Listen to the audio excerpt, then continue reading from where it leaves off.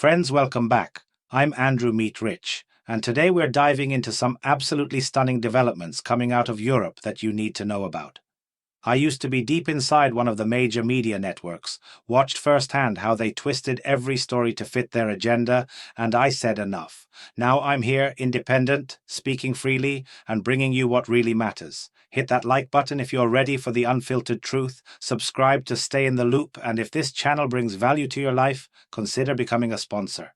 Your support keeps this independent voice alive in a world drowning in corporate propaganda. Let's start with what's happening in Brussels, because Ursula von der Leyen just dropped a bombshell that could reshape the entire European Union. The European Commission is pushing hard to abandon the unanimity principle for urgent decisions.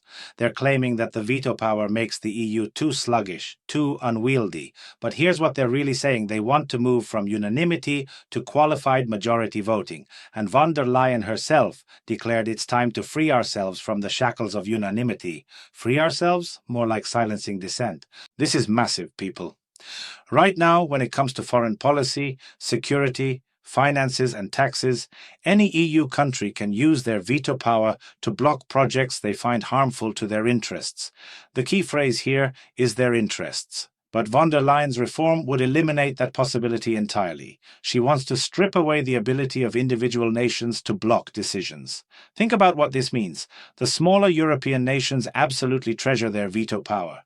They see it as their only real voice when the heavyweight countries like Germany and France start throwing their weight around. But guess what? Germany and France are pushing hardest for this qualified majority voting, especially in foreign policy and security. Coincidence? I think not. What we're witnessing here is the quiet dismantling of national sovereignty. Soon, the smaller countries will find themselves completely steamrolled by the big players. This isn't about efficiency, it's about control. Make sure to drop a comment below. What do you think about this power grab? Now let's talk about what's happening inside Germany itself, because the situation is getting absolutely terrifying. German schools are sounding literal alarm bells as crime rates skyrocket in educational institutions. We're talking about Baden-Württemberg, one of Germany's most prosperous regions, where the Interior Ministry just released shocking numbers. Nearly 2,800 students became victims of various crimes last year alone. That's an average of 15 students every single day facing unacceptable actions right on school grounds. These are places where people come to learn, to grow, to develop positively. Instead, they're becoming danger zones. And it's not just students. Teachers are facing the same threats, the same violence. This is happening in the 21st century, in one of the most developed countries in the European community. Let that sink in. The country that lectures the world about human rights and civilization can't even protect children in its own schools. What kind of future are they building when education becomes a battlefield? But wait. There's more from Germany. Their railway system is collapsing. Over a third of long-distance trains arrived late in the first half of this year. The main reason? An overloaded and worn-out railway network. They're planning massive modernization of over 40 of the busiest corridors. But get this, it won't be completed until 2036. 12 years to fix trains that should run on time. The goal is to make rail travel reliable again and restore trust. Trust that's already been lost. This is Germany we're talking about, the supposed engineering powerhouse of Europe, and they can't even make trains run on schedule. Even Porsche, the world-famous automotive giant, is making an unexpected U-turn. Instead of going fully electric, they're returning to internal combustion engines and hybrids. CEO Oliver Bloom cited market conditions. Electric vehicles aren't selling as briskly as hoped. This reversal will cost them 1.8 billion euros in reorganization. Their stock dropped 4%. Even the luxury car market is rejecting the green agenda when reality hits. Here's where it gets really dark. German military commanders are already calculating potential casualties in case of confrontation. The head of the Central Medical Service announced they're realistically planning for about 1,000 wounded soldiers per day. 1,000. Every single day. They're considering using medical trains, buses, and expanding air medical evacuation. They're preparing for different scenarios, different levels of intensity. This isn't theoretical planning. This is concrete preparation for war. Germany is seriously gearing up for major challenges, and they're expecting massive casualties. Meanwhile, in France, Emmanuel Macron's approval rating has crashed to a record low of 17%. This comes after nearly 1 million people took to the streets to openly protest his policies and austerity plans. After telling the French people to tighten their belts, his support has completely evaporated. This is the lowest rating since he took office in 2017. Macron perfectly understands that the people are furious, but he's not planning to step down. He's clinging to power while the nation burns around him.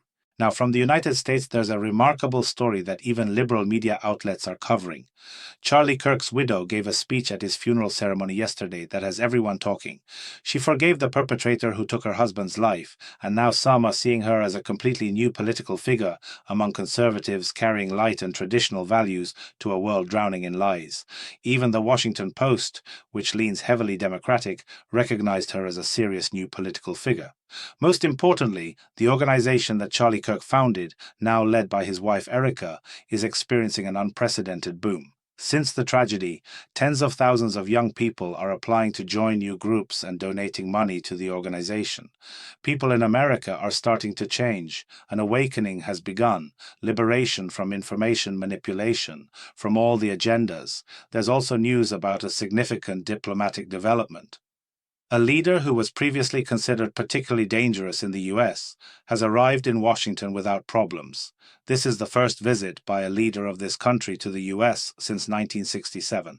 The 5-day visit will include attending the UN General Assembly in New York, where he'll also deliver a speech. Whether he'll meet with Donald Trump remains unknown. We're watching this carefully. From France, there's an interesting development involving Bernard Arnault, the world-famous billionaire and chairman of the Christian Dior holding company. Through this company, the Arnault family controls the world's largest luxury goods conglomerate. He's also an investor and art collector with a fortune exceeding $157 billion. With that kind of money, he could buy every French person a Louis Vuitton bag and still have enough left over for a couple of islands. This billionaire is heavily criticizing France's proposed wealth tax. He's outraged by the 2% tax for France's wealthiest citizens, those whose assets exceed 100 million euros. They've calculated there are only 1,800 such families in France. The French budget could receive 20 billion euros from this tax during these extremely difficult times. Arnault called the 2% tax an assault that's deadly dangerous for the French economy. His argument? The rich will flee and there won't be any money left. Economists respond that the wealthy already pay too little, and their wealth has grown by 500% over the past 15 years. Left-wing parties are demanding this tax be implemented. Right-wing parties remain silent for now. The French people overwhelmingly support it with both hands. As you know, France appointed a new prime minister last week, Sébastien Lecornu. He's been tasked with reducing France's budget deficit and debt. Lecornu must continue solving the most complex problems that led to the overthrow of the previous government of François Bayrou. One option is this proposed 2% tax for the wealthy. But as it turns out, such developments are unacceptable to the rich. The fat cats won't accept this development. These funds are untouchable under no circumstances. So who will save the French economy? Ordinary French people or those whose zeros don't fit in a calculator? This question remains open, though most likely they'll make the usual decision and extract money from the people as always. This means protests in France will continue. The crisis will intensify. We're watching to see what happens next, because the most interesting part is still ahead. Everything is just beginning. Let me summarize what we've covered today. Ursula von der Leyen is pushing to eliminate veto power for smaller EU nations, essentially silencing dissent in favor of German and French dominance. Germany faces a crisis of violence in schools, railway system failures, and is preparing for massive military casualties. Macron's approval has crashed to 17% as millions protest his austerity measures. In America, we're seeing political awakening through tragedy, while diplomatic developments unfold. And in France, billionaires are fighting tooth and nail against a mere 2% wealth tax, while ordinary citizens suffer. These aren't isolated incidents, they're symptoms of a system in crisis.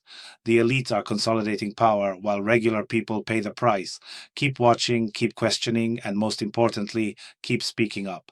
Hit that subscribe button, give this video a like if it opened your eyes to something new, and if you believe in independent journalism, consider becoming a channel sponsor. Your support makes all the difference in keeping these critical conversations alive. The truth matters now more than ever.